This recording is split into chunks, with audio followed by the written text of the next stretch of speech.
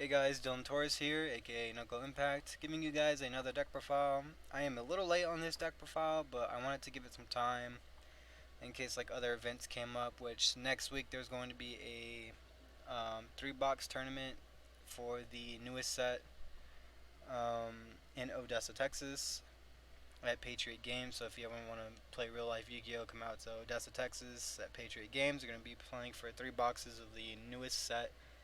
Um, but like 2 weeks ago, my team ended up getting second place at a 3v3 event that Steven Lorengo hosted for half a case of Lightning Overdrive, or whatever the new set's called, or the previous set was called. Um, I ended up playing Sky Striker. My brother Gio played Travagid Melfi, and my best friend Austin Tyson played Prank Kids. Overall, record was X2 or X11 after Swiss. I think we got a draw. Yeah, X11 after Swiss. 5 rounds. We won top four and then we lost in finals. I didn't drop a single match the entire tournament. I won all of my matches. Um, I played against two Drytron, two Salad, a Hero, and Swiss. And then top cut, I played against Salad that I played against last round of Swiss, and I played against Drytron in finals. Like I said again, didn't drop a single match. I won every single match I played. My teammates, on the other hand, didn't do so well, but they did well enough to where we made it in top cut. All that matters is that we all had fun. It was a fun experience playing in a 3v3 again. I never really liked 3v3s. I still kind of don't like them, but it is what it is. At the end of the day, as long as you're having fun with the people you love and the people you like, and you know, it's really all that matters.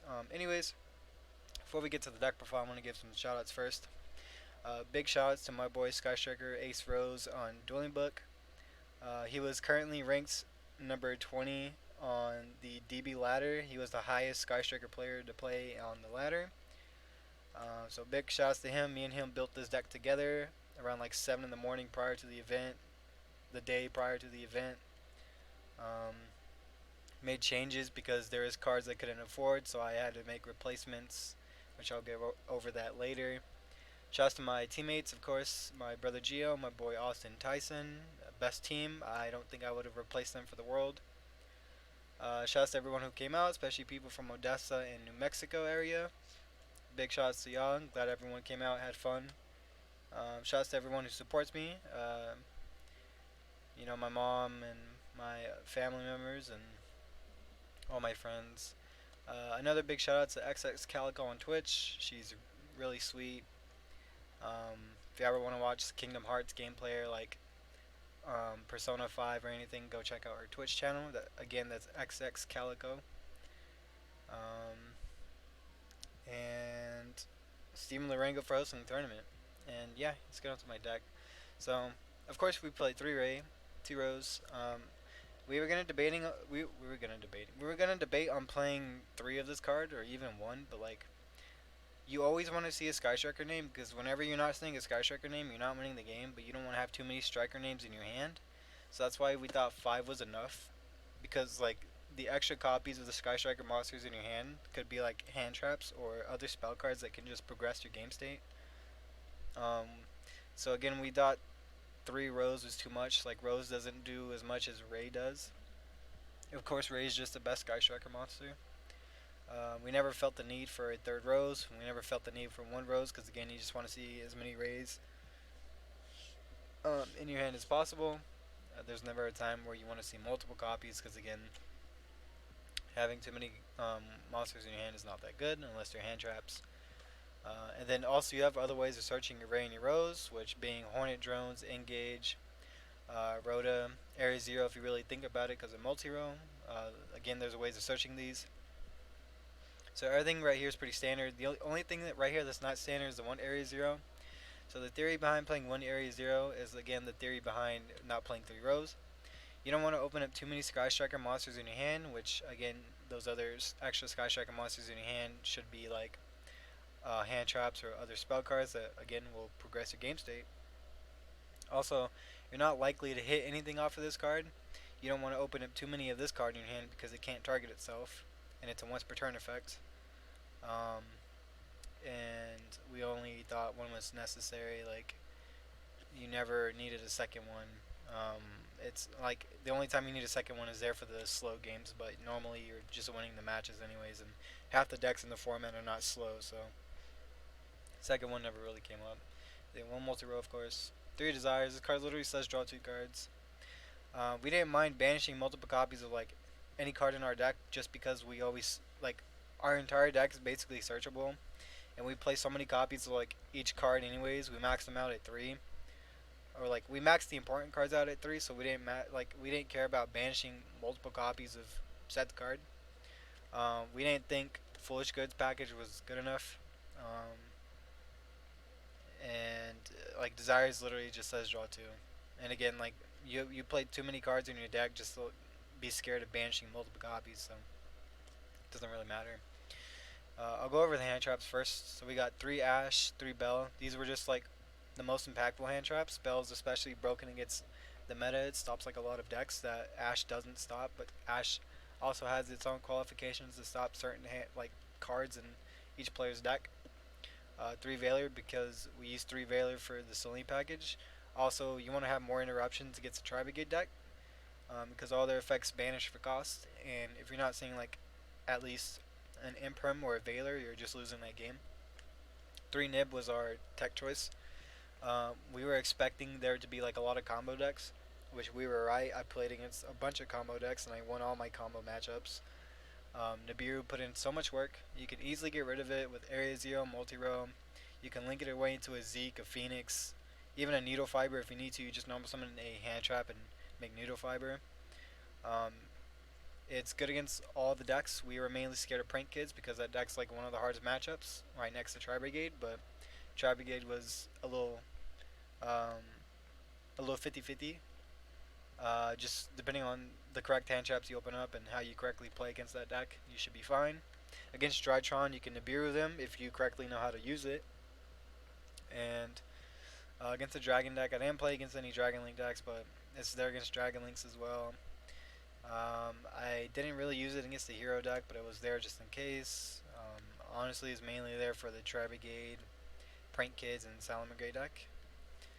Then 3 Imperm, same thing with Veiler. You just want to have multiple copies of a monster negate against the Tri-Brigade matchup, because if you're not negating half their effects, you're just not winning the game.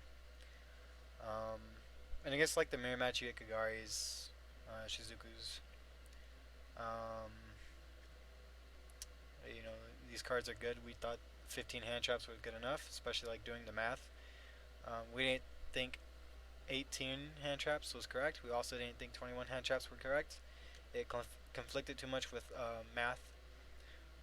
So normally in the 40 card deck, seeing 15 hand traps, you're likely to draw 2 to 3 hand traps each turn, which is the correct number we wanted to see against a lot of certain matchups. So we were happy with the number of hand traps that we played. We don't want more, we don't want less. And we do think these are the best 15 hand traps to play in our deck. And then 3 Widowmaker. We played 1 Mystic Mine. So something about our deck that y'all can probably tell is that we don't play Terraforming. We didn't think the card was necessary because again, you didn't want to see multiple copies of like a non-starter card in your hand. Even though like Area Zero gets you to half your cards, again, you're not likely to see it. You don't want to open up like double Area Zero Terraforming. Like that's really bad. You just didn't want to see 2 Area Zero in your hand, so that's why you never really liked. We never really needed another Terraforming. Mystic Mine was only there against Dragoon and against the Ultimateness board with Drytron. Also, it allowed us to um, survive a couple of turns to be able to draw cards that we needed until we were able to play and win the game. So it's a really good card, and no one really expected it in the main deck. 2 Shark, 2 Afterburner. I was playing Jamming Waves at first instead of the second Afterburner, but I found Jamming Waves wasn't really necessary. Double Afterburner came up a lot. Afterburner just also allows you to pop any of your spell cards if needed, so you pop Area Zero. Even Mystic Mine in like certain situations where you need to get rid of it if you don't have the Area Zero. And then of course 3 Imperm, like I said, with the other hand traps, and then 3 Cosmic. Cosmic was mainly there against the Shadal matchup. You banish Schisms and regular Shadal fusions, invocations if you're able to. Against the mirror, you hit like engage, set with oinkers, multi-row. You bait out revolts. You get rid of anti-spells, imperial orders. Um, you bait out pandemonium. So Cosmic is really good overall. We'll go extra deck first, and then we'll go inside. 3 Kagare, 3 Shizuku, 2 Hayate. The reason why you only picked 2 is because we wanted to make room in our extra deck to play Phoenix. Because we wanted an out to main deck Imperial Orders and main deck anti-spells. Um, there was also a game where I got Rivalry flipped on me, and I made Phoenix to be able to pop it. So that's pretty cool. One Kana, one Zeke. These are all self-explanatory. Again, Phoenix because we wanted an out to Imperial Order and anti-spell. Celine package because it's easy to make. We play a lot of tuners in our deck, so we can easily just normal summon, make Celine, Hulk Celine as an access code, and just win from there. Nigirsu, we played Nigirsu because of Dragoon. Other than that, we didn't really summon it. I mean, I guess it's cute to give access code a 3k boost if really needed. It's easy to make. Again, it's just really there for Dragoon. Side deck was 3 Gamma Seal. We wanted more outs to Dragoon and to Boral Sword or Boral Savage and Ultimatus. And against the mirror match, this is cute as well because you can lock them out from playing their spell cards. Oh, and also against the Adagnister Link, you just kaiju over it and you're free to play from there. 3 Skullmeister. We were really wanting to respect the Prank Kids deck because again, that's one of the hardest matchups to play against. It has niche qualifications against the Tri-Brigade deck as well, against Salamangreat as well. In the future, we also talked about main decking Skullmeister instead of Nibiru's, but that's still in the test. It's still in the workshop. We cited 2 Eagle Boosters to the main decking them. This card's only good against the slow decks, which, like, again, majority of these decks are not slow. They're really fast combo-paced decks. The only real time you want to play is against the Salamangreat deck in the mirror match, but if you know how to correctly play against the mirror, you don't really need this card. Same against the Salamangreat deck. Like, 1 copy in the Salamangreat matchup is fine. Never really needed a second one. 3 Twin, because we wanted to out Imperial Order and Anti-Spell because it's a quick play. Also discards a card from your hand, so if you need to get rid of like another spell to have 2 to 3 spells in your grave.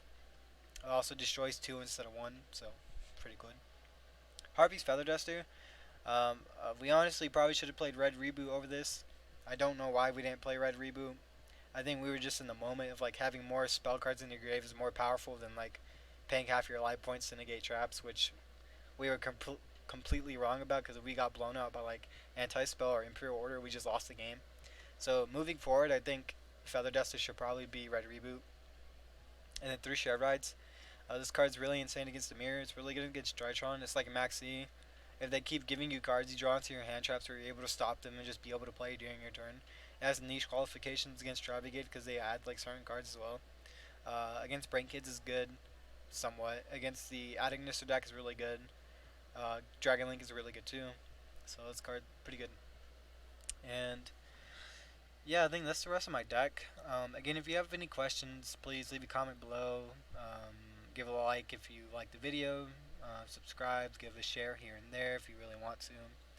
And that's pretty much it. Thanks for tuning in, and hope to see you after the 3-box tournament next week on August 21st. So, see you guys there.